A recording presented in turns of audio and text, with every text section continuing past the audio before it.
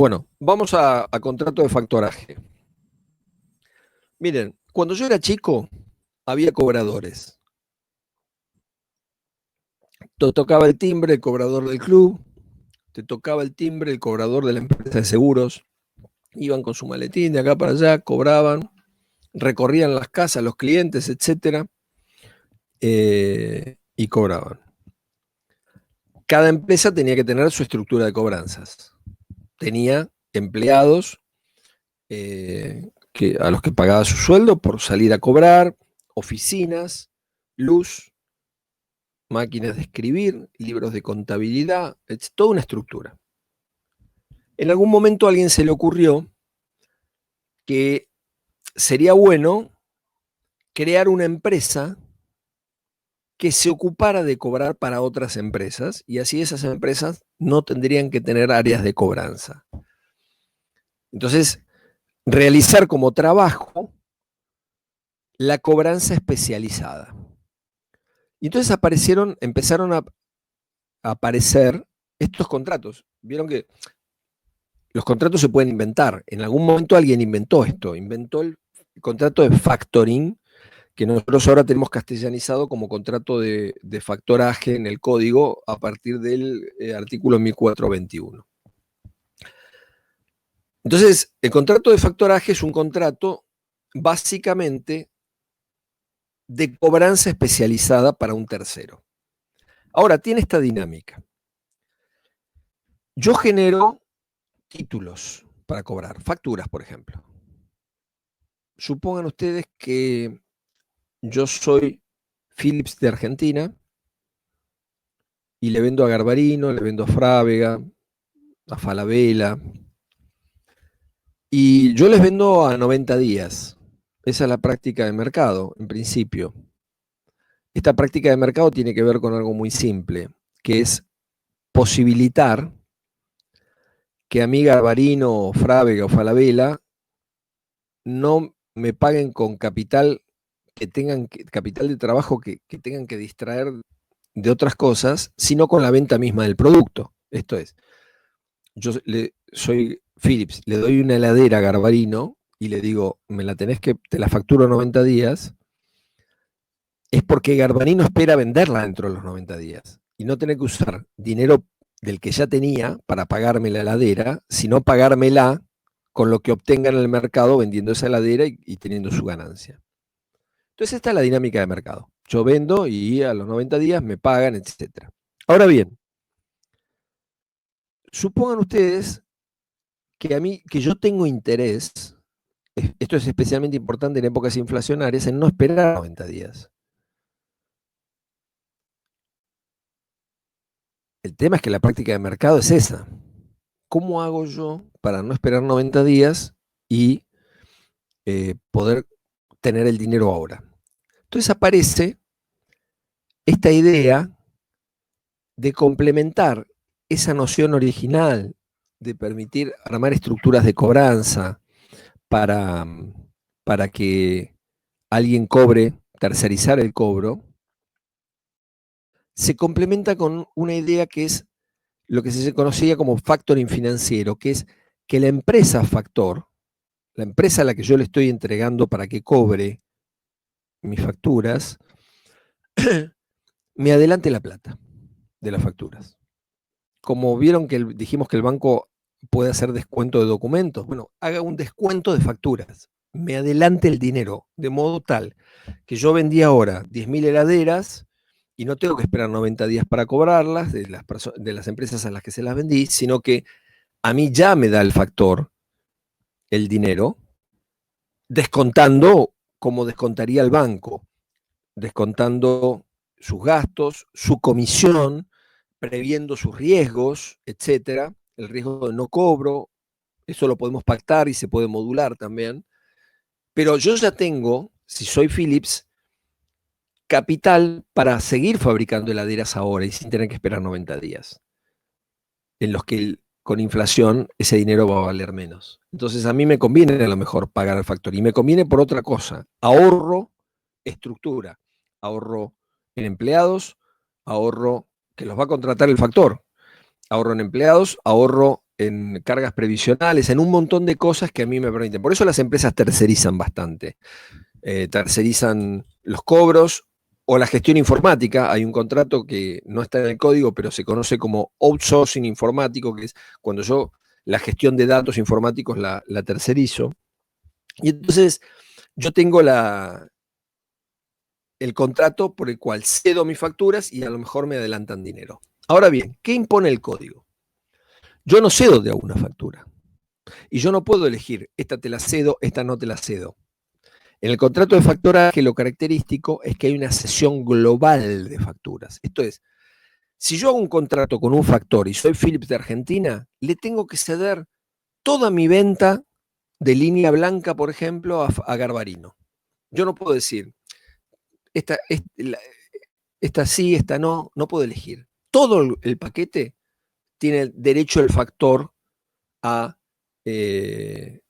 recibir del factoreado. Son factor y factoreado. Entonces, yo le tengo que ceder al factor todo mi paquete de operaciones global. No puedo estar eligiendo. Hacemos un contrato por el cual yo te voy a ceder toda mi facturación de venta de heladeras, línea blanca, etcétera, en la capital federal. A todas las empresas de la capital federal. Vos te ocupás de la cobranza y me das, y yo cedo esa masa y la empresa de factoraje me adelanta el dinero que es capital de trabajo para mí para poder seguir fabricando heladeras que seguiré vendiendo. Entonces se mantiene la cadena de pagos, se mantiene más o menos inalterable. Si hay una cesación en la cadena de pagos, porque en el medio de estos 3 meses hubo algún hecho en la economía al que en principio afecta es al factor, que asume esos riesgos. Ahora, yo puedo pactar que yo garantizo el pago, de modo tal que si el factor no puede cobrar, yo le pago lo que él no haya podido cobrar. Eso se puede pactar. Entonces será factoraje con garantía. Yo puedo garantizarle al factor. ¿Y en qué voy a ganar con eso? Bueno, como siempre, cuantas más garantías doy, menos me van a cobrar. Si yo no le garantizo eso, seguramente el factor me va a cobrar una comisión muy alta, porque está asumiendo un riesgo alto. En la Argentina, 3 meses son una eternidad. 3 meses de fluctuación de mercado, pueden pasar 10.000 cosas en 3 meses. Entonces, está asumiendo un riesgo alto. En cambio, si yo garantizo, le puedo decir, no me cobres esta tasa de comisión, porque yo te estoy garantizando. Entonces, el precio de lo que yo voy a pagar por el factoraje, por el contrato de factoraje, va a tener que ver con eso. Si doy garantía, si no doy garantía, también con quién soy yo y con quién es aquel a que hay que cobrarle. Porque de pronto, si hay que cobrarle a una empresa que tiene buena dinámica de mercado, no sé, Falabella debe tenerla, calculo. Entonces, que es buen pagador y que a lo mejor se atrasa en algún momento, pero que termina pagando, etcétera, es una cosa, porque saben que el riesgo que calculan es más reducido que venderle a otra que se concursó hace un par de años y salió de un concurso, y ahí me van a cobrar un porcentaje seguramente mayor. Entonces, hay que ver si el factoraje es con o sin financiación y si el factoraje es con o sin garantía para determinar cuáles son más o menos los parámetros en los que se va a desenvolver. Muchas veces el factoraje modernamente comprende otros servicios. Esto está expresamente previsto en el 1422. ¿Por qué? Porque las empresas de factoraje son empresas especializadas en materia financiera y en gestión de mercado. Y entonces se puede convenir que asesoren al factoreado. Esto es, que si yo soy Philips de Argentina y la empresa factor está viendo que Garbarino tiene problemas, o Garbarino todas las demás, les está costando mucho vender este tipo de heladeras, me lo tienen que informar, porque a lo mejor yo adopto alguna política industrial o varío mi política industrial porque veo que ese producto ya no está teniendo aceptación en el mercado.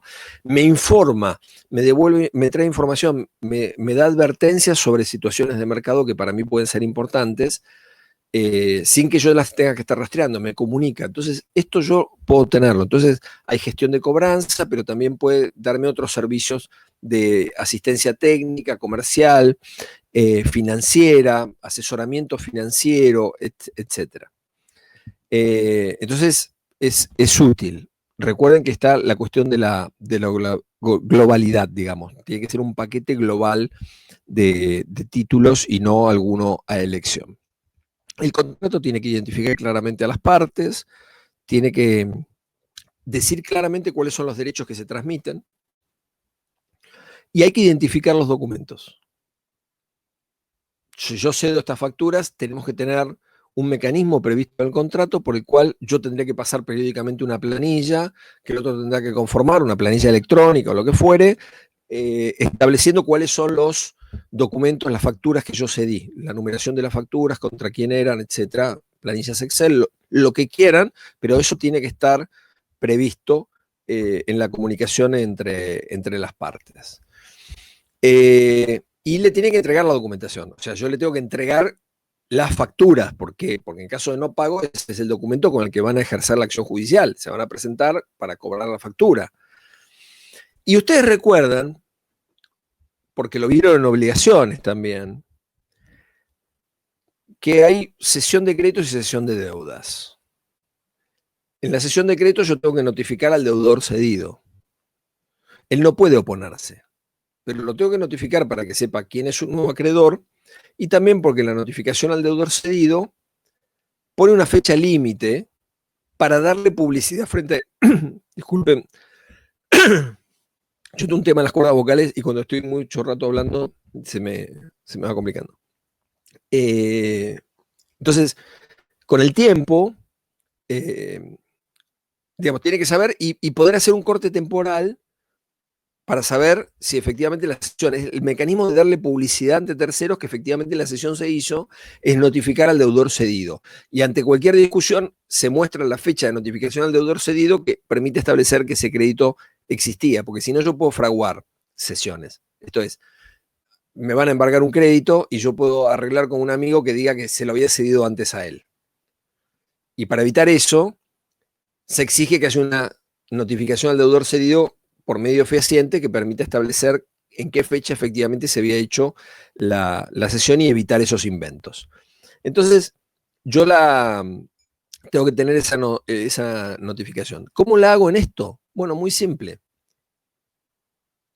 Si ustedes se fijan, muchas veces en las facturas que les entregan a ustedes grandes centros comerciales o empresas comerciales importantes, como pueden ser Frávega, Garbarino y demás, en letra chiquita abajo, tienen establecido que quién es eventualmente el encargado del cobro, o porque hay toda una operación, sería cuando ustedes tienen una operación financiada, ¿no? Cuando ustedes pagan al contado, no va a estar englobado en ningún factoraje, porque cobra al contado la empresa.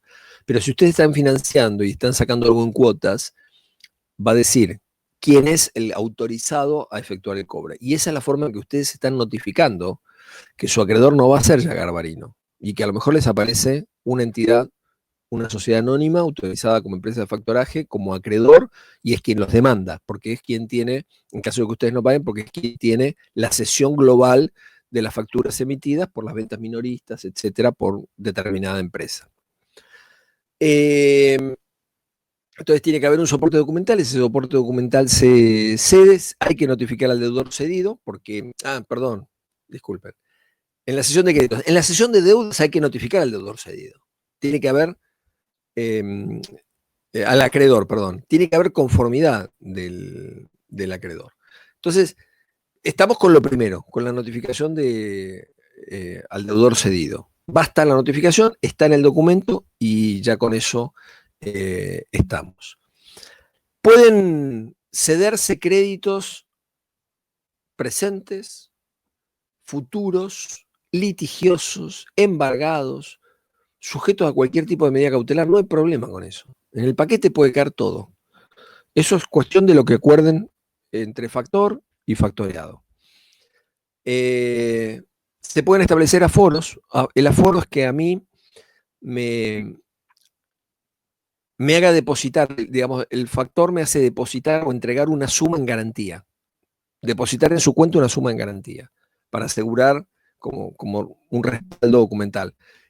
Esto va a depender de la magnitud de la empresa. Seguramente cuando empiece una relación de factoraje hasta ver cómo es la relación, etcétera, hay un aforo y después si se ve que es fluida, deja de haberlo para los contratos, para los periodos subsiguientes. O sea, los primeros meses yo quiero contratar una empresa de factoraje y soy una pyme, me van a hacer entregar una suma en garantía o dejar depositar una suma en garantía, y después cuando se ve que están cobrando esos créditos, digamos, la operatoria fluye, podrá renovar sin dejar ese aforo. Esto es como el depósito en garantía en un contrato de alquiler, digamos. Al final del periodo me lo devolverán, ese es el aforo, digamos, que yo dejo como en garantía por la cobrabilidad de los créditos que estoy entregando.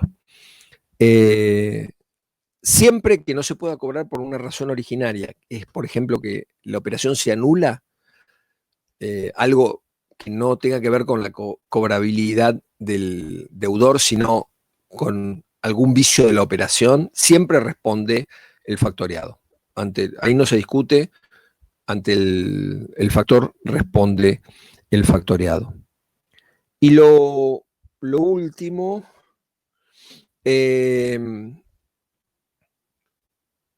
bueno, se aplica supletoriamente el régimen de cesión de créditos. Tiene bastante el contrato de servicios, que vamos a ver la clase próxima. Y se transmiten los créditos, no hay más. Bueno, parece que no hay mucho más que decirles. Pero es una empresa, es un contrato que muchas veces realizan entidades financieras que actúan como factor, por eso lo damos pegadito a los contratos bancarios. También podemos dar leasing. No voy a dar leasing hoy en principio. Seguramente les voy a subir algo de leasing, pero simplemente porque me voy quedando sin voz. Y más o menos esto cierra con leasing, que es el otro contrato que utilizan bastante los bancos, que lo vamos a ver o les voy a subir algo. Cerraríamos, digamos, lo que tiene que ver con las operaciones de contratos bancarios. ¿Alguna duda con esto?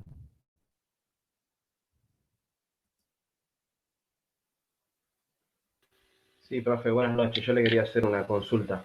Sí. Respecto con la pandemia actual, por ejemplo, ¿podrían entre factor y factoraje, entre las dos partes, plantear la imprevisión, o plantear la imprevisión del factor sería desconocer su naturaleza obligacional? Muy buena pregunta, muy buen planteo. ¿Tu nombre? Dos Paso Pablo. Ah, vos te sacaste un 10 en el parcial, ¿no? Sí, por suerte sí. Sí. Sí, podrían. A ver, lo que ocurre es que en estos contratos suele haber renuncia a la posibilidad de plantear la teoría de la imprevisión. Y esta renuncia acá es válida. ¿Por qué? Porque no es contrato de consumo. Es un contrato interempresarial, no se da con un consumidor. Entonces, como suele estar pactado, eso limita la posibilidad de invocarlo, porque es uno de los casos donde esos pactos son válidos. Si fuera con un contrato con un consumidor, no. Si fuera un contrato con un consumidor, la cláusula sería nula de prohibición de invocar la teoría de la imprevisión. Pero estos contratos suelen ser interempresariales, es más, suelen ser empresas de envergadura, porque vos calculás que una empresa que le esté adelantando a otra fondos por la venta de todo un periodo, etcétera, son empresas fuertes, económicamente fuertes. Entonces, en general, si se hizo esa estipulación, no va a responder. Lo que ocurre es que vamos a tener que ver cómo es cada contrato, porque si vos tenés cláusulas de garantía, por la cual si ellos no cobran, vos estás garantizando los fondos, habrá que ver qué pactaron para un periodo así donde de golpe no tenés flujo de ventas. Pensemos en la operación de Garbarino, porque Garbarino sigue vendiendo. Sigue vendiendo.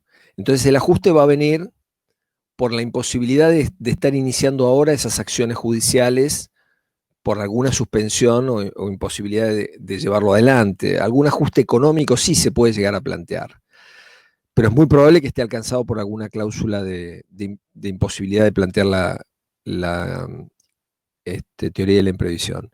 Y insisto, en ese caso sería válida, y el que asume esos riesgos es el factor, porque el factor juega en medio del riesgo.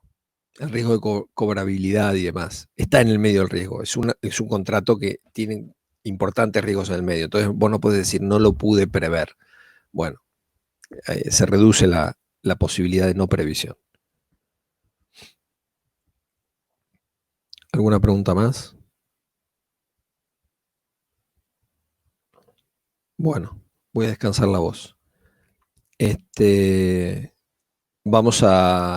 Voy a ver si grabó esto y si quedó grabado y se lo subo.